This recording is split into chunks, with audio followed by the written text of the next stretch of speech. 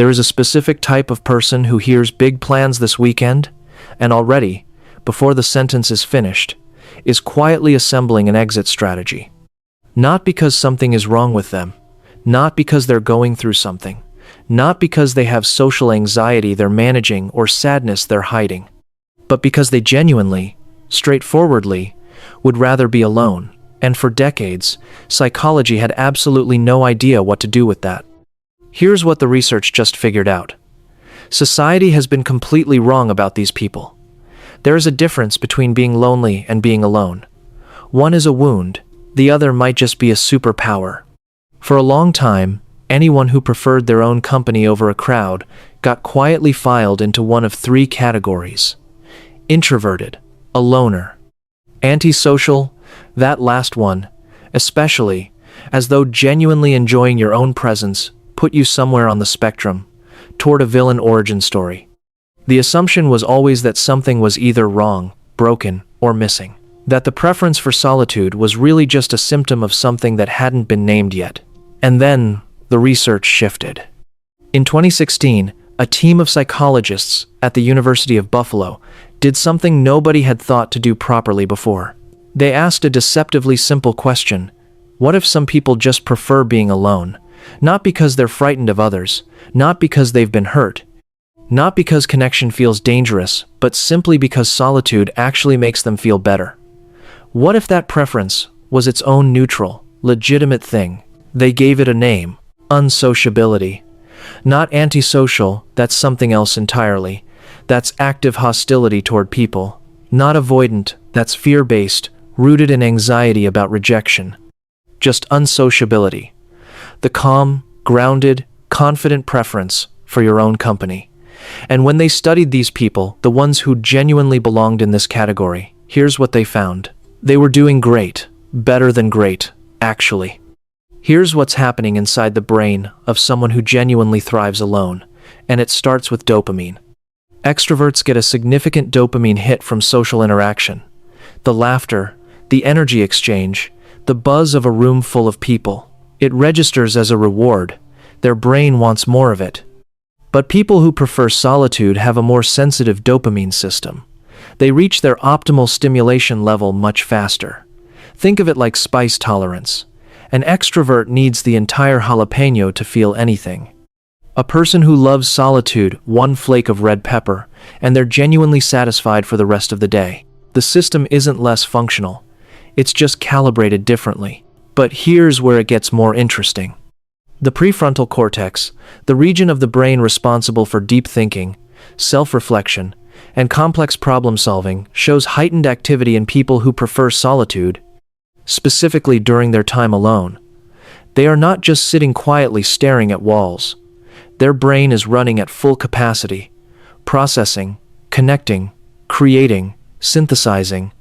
And studies on creativity bear this out consistently. The breakthrough idea almost never happens in the brainstorming session or the crowded coffee shop. It happens in the shower, on a solo walk, at 2 in the morning when you are the only person awake and your mind finally has enough space to finish a thought it started 3 days ago. Einstein did his best work alone. Newton, alone.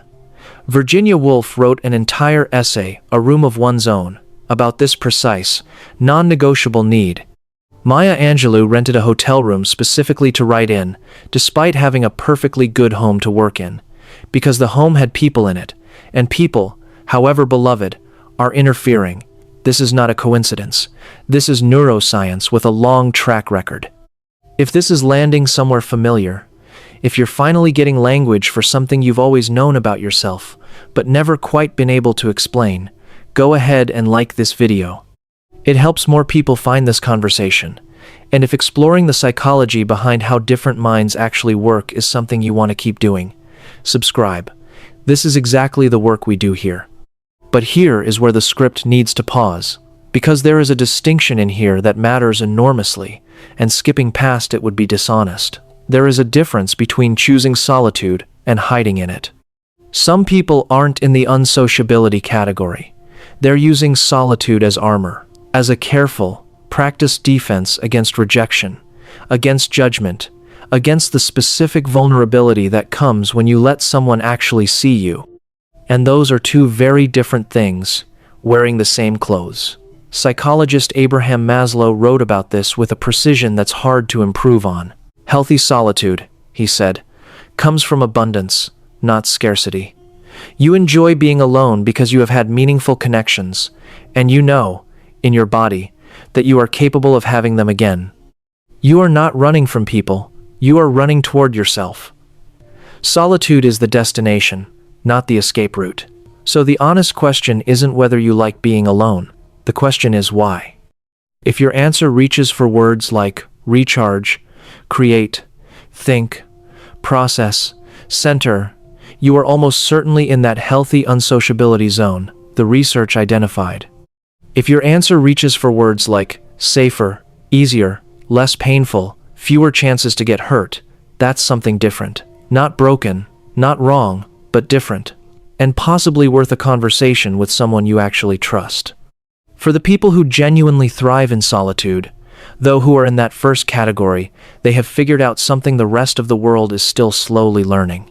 Being alone is not the same as being incomplete. Think about the language we use around relationships. My other half, my better half, you complete me. We have built an entire cultural narrative around the idea that human beings are essentially fractured, broken Lego pieces, moving through the world, each desperately searching for the matching brick that will finally make them whole. People who love solitude have looked at that narrative and quietly, without drama, said, "Actually, I'm already a whole set." And here is what's fascinating: this is not arrogance. Research from Dr.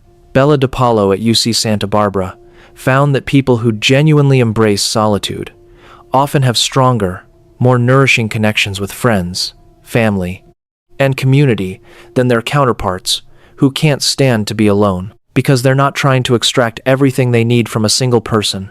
They're not clinging, they're choosing. There's a difference between those two things that most people never stop to examine. When you know how to be alone, well, when you come back from your solitude, genuinely recharged and clear-headed rather than depleted and distracted, you show up differently in every relationship you're part of. You're not searching for someone to fill something. You're not resentful of what you're not getting. You're not looking to the other person to fix an emptiness you haven't addressed. You're bringing your whole self to the table because you have actually spent time at your own table first. There is real power in that. Quiet, underrated, deeply stable power. And here's something that reframes the whole conversation entirely. In Japan, there is a word for this, hitori, alone time, and it is not merely accepted there, it is celebrated as something legitimate and necessary. Restaurants offer solo seating booths designed specifically, thoughtfully. For one, movie theaters have single seats that don't make you feel like a footnote. Solo karaoke booths exist, entire private rooms where you can sing by yourself without explanation or apology, and they are completely normal. They turned being alone into a cultural institution. Meanwhile, in the Western world, we are still asking people, "Why are you eating alone?" like it's a confession at a support group, as if existing in your own company without an audience requires justification.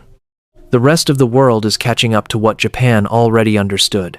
So here is what all of this means, practically. If you are someone who genuinely loves being alone, you are not weird. You are not broken. You are not a social problem that hasn't been solved yet. Your brain is literally wired to find restoration in solitude. That is not a deficiency, it is a design feature.